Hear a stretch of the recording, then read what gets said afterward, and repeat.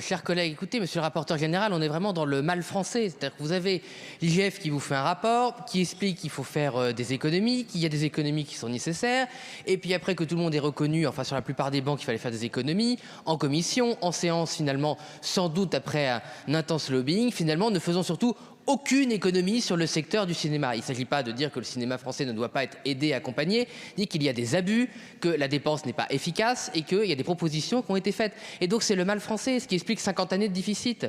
On ne règle jamais aucun problème. Il y a des petits billets qui s'installent, il n'y a pas un secteur en France qui n'a pas son petit billet, les petits billets s'accumulent et on ne retire jamais un petit billet parce qu'on a peur que la somme de tous les billets s'effondre. Voilà. Donc il y a un moment, il faut faire le ménage.